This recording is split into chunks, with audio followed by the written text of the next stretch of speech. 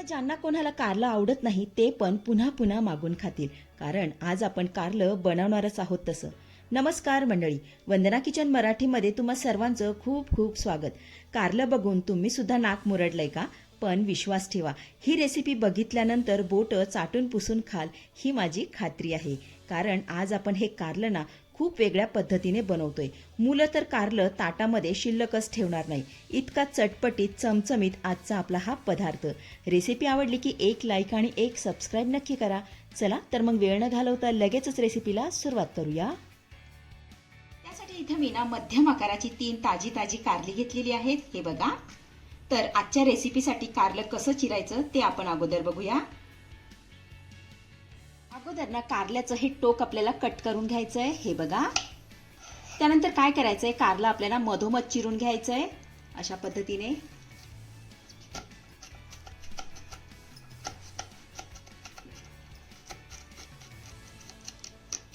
हे बघा, इथे ना कारलं मी 2 भागामध्ये कट करून घेतलेलं आहे. आपण आता काय करूया, कारल्यामधल्या ना बिया काढून टाकूया. तर इथे मी ना चमच्याच्या साहाय्याने यामधल्या बिया काढून घेतेय. हे बघा, अशा पद्धतीने आपल्याला ह्या बिया काढून टाकायच्या.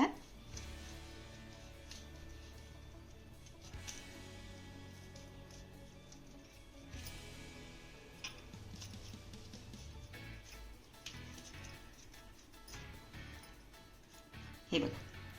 आता अशाच पद्धतीने आपण सगळी कारली चिरून घेऊयात.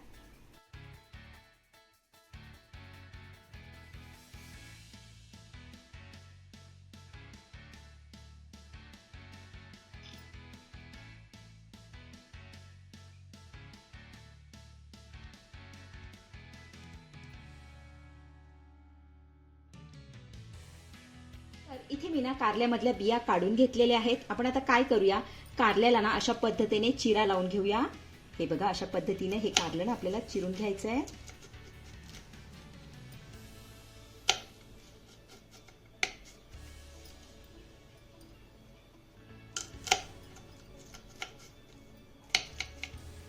हे बघा. आता अशाच पद्धतीने आपण सगळी कारली चिरून घेऊया.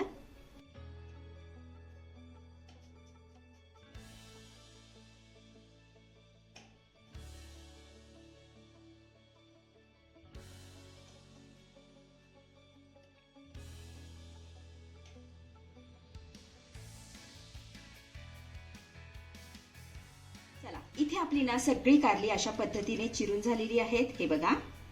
आपण आता काय करूया, ही कारली ना थोड्या वेळासाठी बाजूला ठेवूया. त्यानंतर इथे मी ना वाटीमध्ये 2 ग्लास पाणी घेतलेलं आहे. आता यामध्ये ना आपल्याला 1 चमचा मीठ घालायचंय. त्यानंतर थोडीशी हळद यामध्ये घालूया. त्यानंतर थोडंसं लिंबू पिळून घ्यायचंय.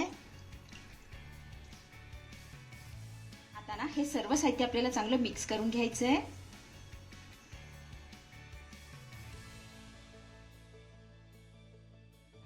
काय करूया, ही चिरलेली कारली ना आपल्याला यामध्ये घालायची आहे. छान अशी बुडवून ठेवूया.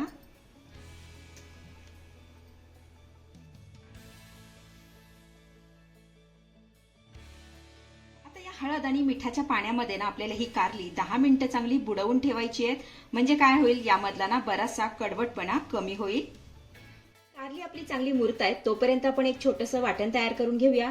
त्यासाठी छोट्या मिक्सरच्या भांड्यामध्ये आपल्याला 7 ते 8 हिरव्या मिरच्या घालायच्या. त्यानंतर अर्धा इंच आलं घालूया.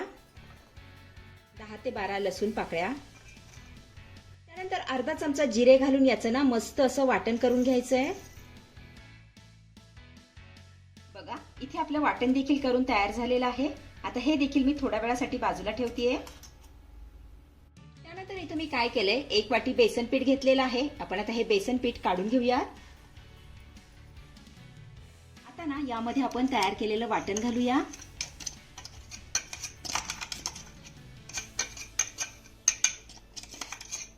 त्यानंतर यामध्ये आपल्याला 1/2 चमचा काश्मीरी लाल मिरची पावडर घालायची आहे. 1/2 चमचा हळद, 1/2 चमचा गरम मसाला, 2 चिमूट हिंग, सोबतच अर्धा चमचा यामध्ये आपण धनेपूड घालूया. चवीपुरतं मीठ. त्यानंतर अर्ध लिंबू यामध्ये आपल्याला पिळून घालायचं आहे.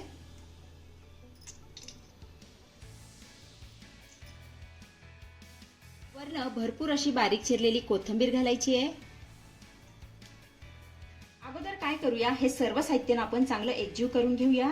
त्याला छान असं मिक्स करून घ्यायचंय.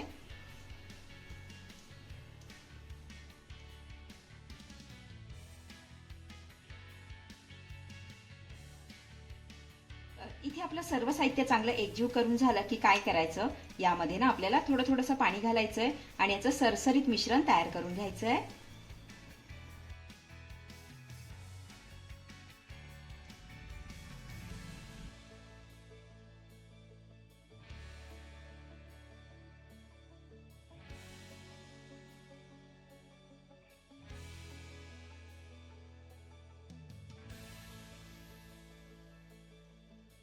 तर इथे तुम्ही बघू शकता आपलं हे मिश्रण बनवून तयार झालेलं आहे. हे बघा, इतकं सरसरीत मिश्रण मी तयार करून घेतलेलं आहे.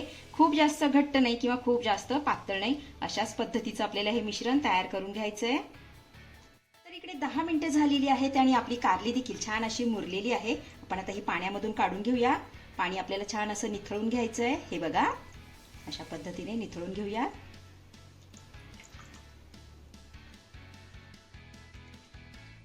हे चिरलेलं कारलं आपल्याला तयार केलेल्या मिश्रणामध्ये ना चांगलं घोळवून घ्यायचंय. हे बघा, त्याला छान असं मिक्स करून घेऊया.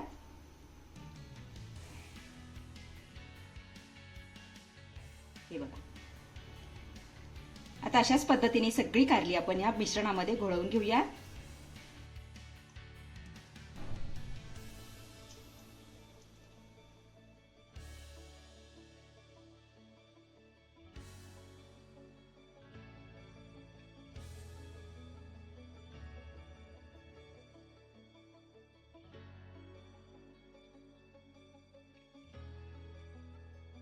त्यानंतर इकडे मी काय केलंय, कढईमध्ये ना तेल गरम करण्यासाठी ठेवलेलं आहे.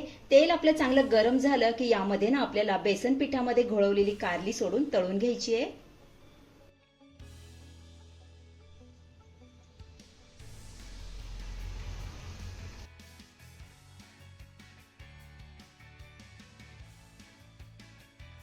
तर यामध्ये ना आपल्याला 2-2 कारली सोडूनच तळून घ्यायची आहे, म्हणजे कारली छान अशी सगळ्या बाजूने व्यवस्थित तळली जातील. हे बघा, छान अशी कुरकुरीत होईपर्यंत याला आपण तळून घेऊया.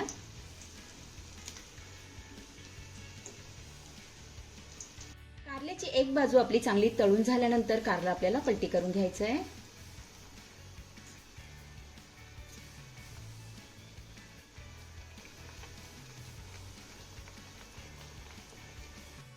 आलटी पलटी करत हे कारलं ना मी सगळ्या बाजूने छान असं कुरकुरीत तळून घेतलेलं आहे. हे बघा, आपण आता हे काढून घेऊया. आता अशाच पद्धतीने सगळी कारली आपण तळून घेऊया.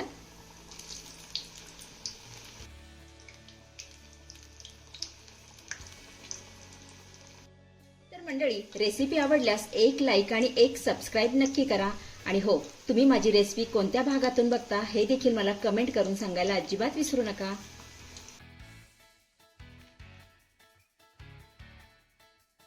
तर इथे आपली कारल्याची चटपटीत आगळी वेगळी खेकडा भजी बनवून तयार झालेली आहे. हे बघा, तर ही तुम्ही ज्वारीची भाकरी, चपाती किंवा वरण भातासोबत तोंडी लावू शकता. अतिशय साधी आणि सोपी रेसिपी आहे, नक्की करून बघा. तर मंडळी, कशी वाटली आजची रेसिपी? आवडली आहे का तुम्हाला? आवडली असेल तर लाईक करा, शेअर करा, सबस्क्राईब करा आणि हो, शेजारीच असलेलं घंटीचं बटन दाबून ऑलवर क्लिक करा, जेणेकरून माझ्या येणाऱ्या नवीन नवीन रेसिपींचं नोटिफिकेशन सर्वात आधी तुम्हाला दिसेल. धन्यवाद.